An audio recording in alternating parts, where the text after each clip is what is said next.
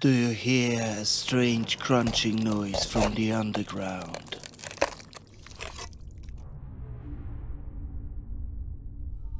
Does your garden look like somebody rose from the earth?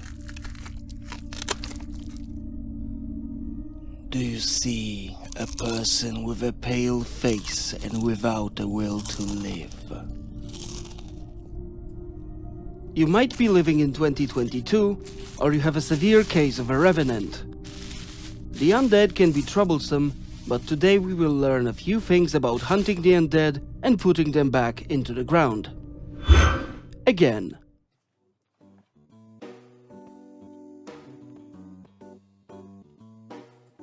Every culture has some kind of belief about corpses rising from the graves to hunt for the living. Zombie, Orek, Naxacha, Draugr, Fext. There are many names given to the undead, but today we will focus mainly on the revenants that plagued England. Until the 18th century, the existence of the undead wasn't some kind of superstition. It was a fact proven by the well-renowned scholars. In 1686, George Sinclair, a Scottish mathematician and philosopher, described with great detail a case of a revenant that was fighting with the executioner. The corpse was trying to escape from being buried after hanging. Unsuccessfully, I must add.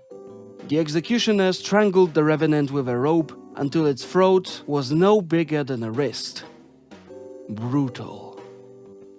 Sinclair stated that he heard the story from a very creditable person who, being a scholar there at the time, was an eye and ear witness. Sinclair wasn't the first or last to describe such a story. Caesarius, a prior of Cistercian Abbey in Heisterbach, described the story of the undead knight called Henry Nodus. Now he was extremely full of wickedness regarding rapine, adultery, incest, perjury, and the like as virtues. When he died in the province of Meneveld, he appeared to many haunting the house of his daughter. He could not be driven away by the sign of the cross or by a sword. He was often struck with a sword, but could not be wounded, giving off the sound of a soft bed being struck. Another story can be found in the Nugis Curialium by Walter Mapp. An English soldier, William Loudon, came to Gilbert Folliot, a bishop of Hereford, with these words: "Master, I fly to thee for advice.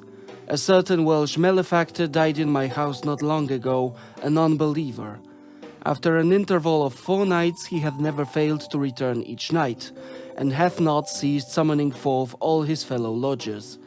As soon as they are summoned, they grow ill and die within 3 days, so that now only a few survive. Revenants are bloodthirsty creatures that will prey on living and spread deadly diseases. For the people of medieval England, there were few things more terrifying than a creature that could bring pestilence to their homes." Abbot of Burton wrote, "They appeared at evening while the sun was still up, carrying on their shoulders the wooden coffins in which they had been buried. The whole following night they walked through the paths and fields of the village. They spoke to the other peasants, banging on the walls of their houses and shouting, 'Move quickly, move, get going, come.'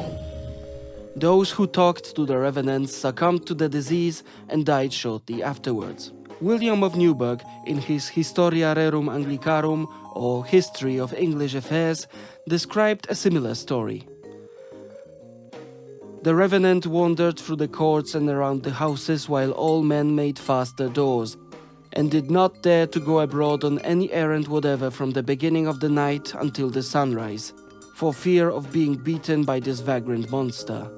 But those precautions were of no avail, for the atmosphere, poisoned by the vagaries of this foul carcass, filled every house with disease and death by its pestiferous breath. Luckily for us, there is an effective way of dealing with the revenants. Dig up the corpse, cut the neck. Opening a grave was the only way to stop the undead once and for all, but finding the lair of the revenant could be tricky. The easiest but most dangerous way to track down the undead was to follow him to his grave.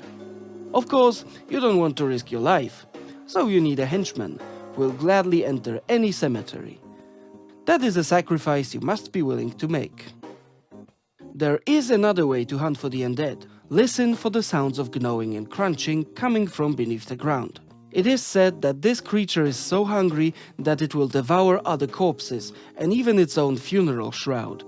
So if you hear sounds of eating on the cemetery, first shush your helper and follow the sounds to the monster's grave.